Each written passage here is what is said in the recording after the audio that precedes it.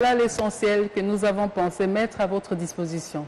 J'espère que l'année nouvelle va nous apporter plus de bonnes choses, en priorité la paix et l'unité. Car ensemble, nous sommes une communauté plus forte. Merci, distinguée Première Dame, pour ce résumé. Et aussi, félicitations. Nous avons découvert en vous des talents des journalistes. Qui sait, dans l'avenir, vous pouvez embrasser la profession.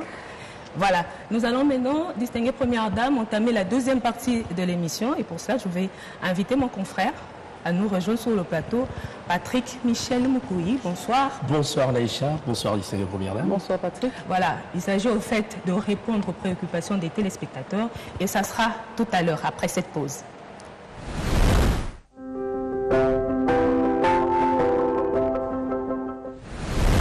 Voilà, madame, monsieur, après cette toute petite pause, nous revenons sur ce plateau pour une série de questions-réponses. Je le rappelle, nous avons une invitée spéciale, la très distinguée Première Dame, nous a fait l'honneur de venir sur le plateau de Plus Forte Magazine spécial rétrospective. Et avec Michel Patrick Moukouyi, nous allons décortiquer les questions que nous avons reçues de nos chers téléspectateurs. Une première question, puisque vous avez commencé par l'axe éducation, nous allons parler du programme Excellencia. Qu'est-ce qui vous a motivé à mettre en place ce programme? Bon, l'éducation des jeunes, et particulièrement celle de la jeune fille, a toujours été une question sensible pour moi. Plus de 60% de la population congolaise a moins de 20 ans. Elle a un fort potentiel. Je crois en elle et je suis convaincu que l'avenir de notre pays ne peut être envisagé sans la jeunesse et surtout sans une élite de qualité. Par excellence, j'ai voulu susciter non seulement l'excellence dans l'âme de notre jeunesse, mais surtout façonner l'élite congolaise de demain. C'est ma petite contribution pour nos jeunes, nos enfants, qui aspirent à aller loin dans leurs études et être le moteur du développement de notre pays. Distinguée Première Dame, le programme Excellencia est à sa 4e édition et on compte déjà 241 étudiants congolais et une avancée que vous devez certainement aussi grâce aux partenaires. Qui sont-ils et quel est le cadre sous lequel se pose ce partenariat? La plupart de nos partenaires sont connus. Il s'agit des membres effectifs et d'honneur de ma fondation, des partenaires du secteur privé, de la société civile, mais aussi le gouvernement. Je vous renvoie aussi de la Fondation et nos rapports de gestion. Tout y est. Je voudrais par cette occasion leur exprimer toute ma gratitude pour leur soutien. Ils ont non seulement cru en ce programme, mais ils ont voulu, à travers Excellencia, contribuer dans la formation de l'élite congolaise de demain. Le budget du programme s'étale sur 10 ans. Nous mobilisons les ressources chaque année et c'est stressant parfois, je l'avoue. Mais avec l'aide de Dieu, nous arrivons à respecter nos engagements vis-à-vis de nos enfants. Par devoir de redevabilité, nous rendons public chaque année l'utilisation des ressources reçues de nos partenaires après audit d'un cabinet indépendant de renom mondial. J'aimerais profiter de cette opportunité pour lancer un appel aux personnes de bonne volonté et particulièrement au gouvernement pour appuyer ce programme qui marche si bien et qui suscite de l'émulation au sein de notre jeunesse. Je voudrais plaider auprès de décideurs de ce pays, en commençant par son Excellence, Monsieur le Président de la République, pour qu'Excellencia devienne un programme national avec plus de boursiers locaux et à l'étranger. C'est mon rêve en tout cas. Parlons de ces boursiers Excellencia, madame. On vous a vu en France, aux États-Unis et plus récemment au Maroc. Est-ce qu'important pour vous d'effectuer ces visites? Vous savez, c'est une grande responsabilité d'envoyer ces jeunes dans leur cadre familial et à l'étranger pour suivre leurs études. J'effectue des déplacements pour m'assurer par moi-même que tout se passe bien et confirmer les rapports qui me sont faits par mes équipes.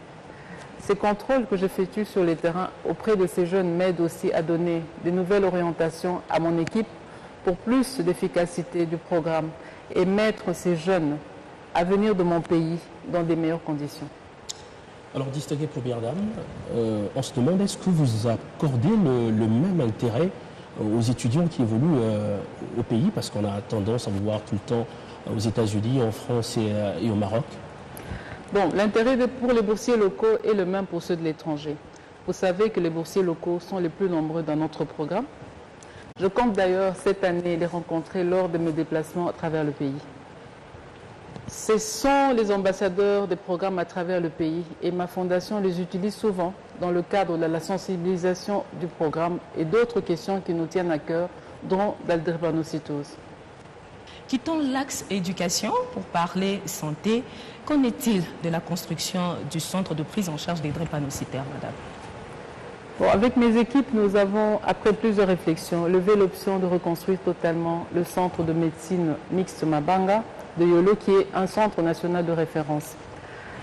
C'est avec un réel plaisir que je voudrais annoncer à l'opinion publique le démarrage des travaux pour ce début du mois de février 2023. Tout est fin prêt et le transfert des patients actuellement internés dans un centre sanitaire proche a déjà débuté. À la fin de cette étape, les travaux vont débuter. Distinguée Première Dame, on va prendre ce sujet d'actualité qui concerne ce fonds qui est en train d'être mis en place avec la loi qui a été récemment promulguée par le président de la République, Félix-Antoine Tshisekedi. Êtes-vous satisfaite de la promulgation de cette loi? Absolument satisfaite, car c'est un soulagement pour les victimes qui attendent réparation. C'est un grand pas pour le pays, une première en Afrique et l'aboutissement d'un long processus qui a commencé avec la table ronde en 2021. Et on sait que vous accordez une très grande importance à l'évolution de ce fonds, mais nous connaissons également les réalités de notre pays. Avez-vous mis en place toutes les conditions possibles pour suivre l'évolution de la mise en place de ce fonds et être rassuré que les victimes seront bel et bien indemnisées et suivies? Bon, je suis de très près l'évolution des travaux de la commission ad hoc instituée par le président de la République. Je vous informe que mes collaborateurs en font partie et assurent d'ailleurs la coordination. Ils me font rapport régulièrement sur l'évolution des travaux, mon engagement pour que les victimes obtiennent des réparations justes et totales. Les Fonds national de réparation des victimes de violences sexuelles et autres crimes graves, FONAREV, a déjà été créé par le Premier ministre et la désignation des animateurs par le président de la République interviendra bientôt. Je profite encore pour remercier toutes les parties prenantes à ce beau projet qui permettra de réconcilier nos populations et rétablir la dignité des victimes. On sait que vous êtes pour le bien-être des femmes. Et quel avenir souhaitez-vous pour la femme congolaise en 2023? Comme je le dis souvent, mon souhait est de voir la femme congolaise jouer pleinement son rôle dans le développement socio-économique de notre pays. C'est pourquoi ma vision plus forte porte sur la valorisation de la femme. Je milite donc pour des représentativités de la femme dans tous les secteurs clés de la vie de notre pays. D'ailleurs, c'est pour cette raison que j'ai lancé le projet Congo féminin pour raviver dans notre mémoire collective l'apport des femmes dans la construction de notre nation depuis l'indépendance. Je voudrais par ce projet honorer toutes les femmes fortes dans différents domaines qui ont participé à l'écriture de notre pays. Je vais à la rencontre de celles-ci qui sont encore des nôtres pour leur remettre un prix d'honneur et rencontre les familles de celles qui nous ont quittés. J'ai fait également le choix d'honorer à titre exceptionnel celles qui ont été premières dames avant moi. Et puisque vous parlez de ce projet Congo féminin, distinguée Première Dame, nous avons sélectionné quelques questions de téléspectateurs et des internautes qui mettent des commentaires sur nos publications. Il y en a une qui est revenue très largement. On vous a vu, on vous a entendu sur une radio de la place affirmer que vous allez rencontrer toutes les anciennes Premières Dames et leurs familles. Récemment, vous étiez au Maroc pour rencontrer Maman Bobi Ladawa. Mais l'opinion se pose la question, à quand cette rencontre avec l'ancienne Première Dame, Marie-Olive Lembe-Kabila? J'ai été au Maroc rendre visite aux boursiers du programme Excellencia de ma fondation. J'ai profité de cette occasion pour rendre visite à Maman Bobi Ladawa dans le cadre de mon projet Congo féminin. Vous savez qu'elle fait partie en sa qualité d'ancienne Première Dame, des personnalités féminines qui ont marqué l'histoire de notre pays depuis l'indépendance. J'ai particulièrement apprécié les moments d'échange que nous avons eus, moments riches en anecdotes et partage d'expériences. Concernant Mme Kabila, j'ai essayé d'entrer en contact avec elle pour organiser une rencontre dans le cadre de ce projet. Malheureusement, ses équipes nous ont fait savoir qu'elle ne serait pas disponible pour un long moment. Et Pour revenir sur justement cette question avec l'ancienne première dame, Marie-Olive Limbi-Kebila, donc vous estimez qu'elle ne fera pas partie de ce projet Congo féminin? Mais bien sûr, un mini-portrait sera dressé sur elle sur base des informations disponibles. Voilà, au-delà de tout ce qui a été fait en 2022, tout ce que nous avons vu, quelles sont les perspectives pour l'année 2023 dans les axes de votre vision?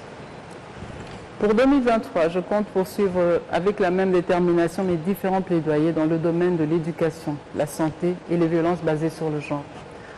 Mon souhait est de voir plusieurs nouveaux boursiers rejoindre la grande famille Excellencia. Je veux donc renforcer la sensibilisation auprès des finalistes lors de mes déplacements en province. Je souhaiterais également inaugurer avant la fin de l'année le nouveau centre de médecine mixte Mabanga.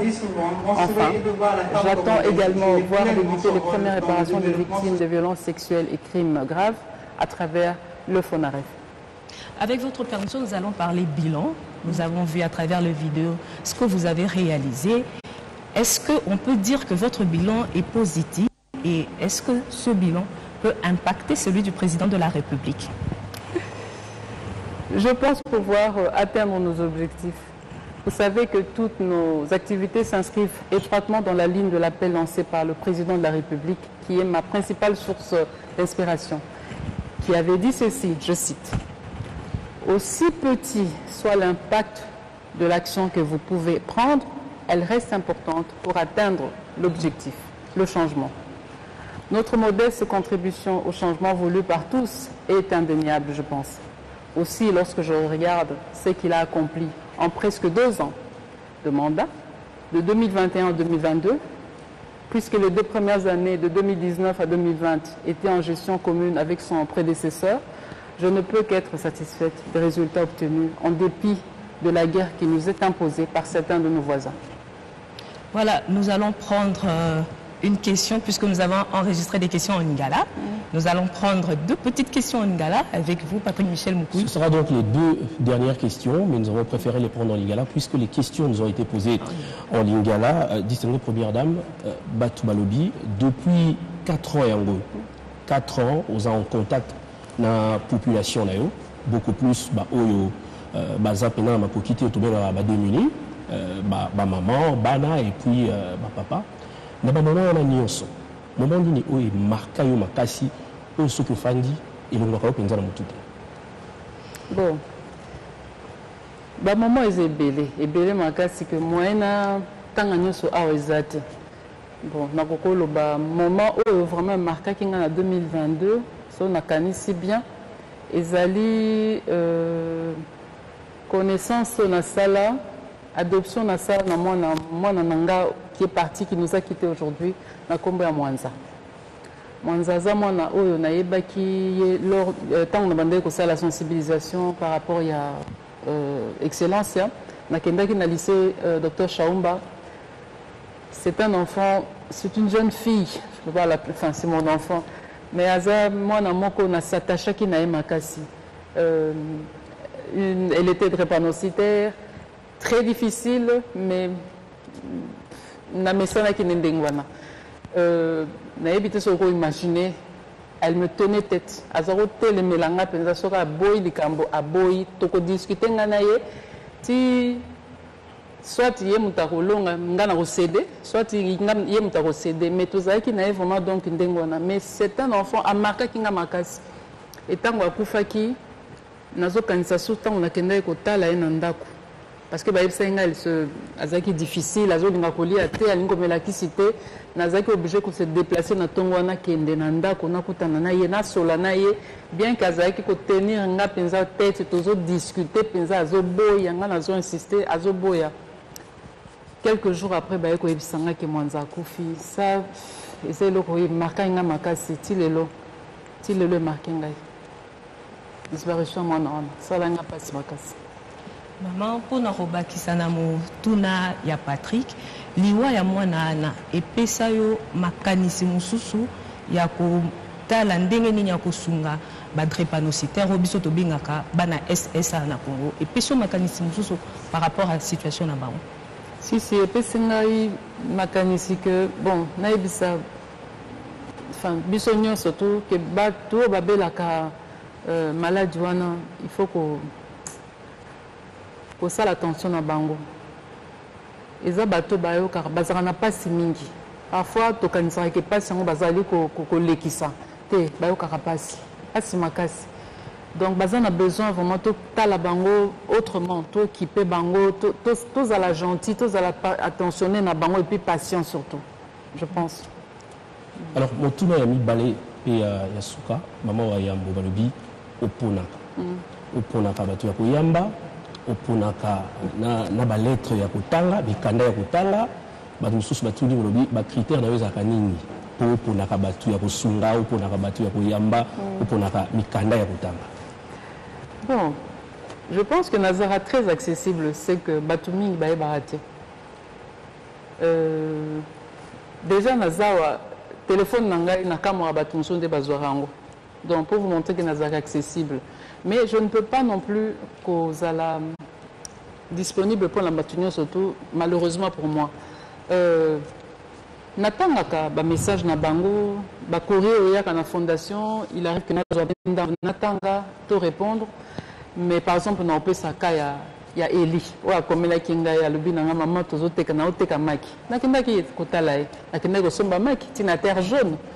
Bon nakoki ko répondre na ba demande nyonso tout te na répondaki pe na jeune garçon moko oya invitaki nga na kino tala na ye football. Donc je suis disponible et je promets en tout cas que nous allons effort nazala lisusu plus attentive na ba demande à batou natalande na ko répondre mais malheureusement je ne peux pas na ko répondre na surtout. Voilà, distinguée première dame, nous allons reprendre la langue de Molière avec cette dernière question de Patrick Michel Moukou.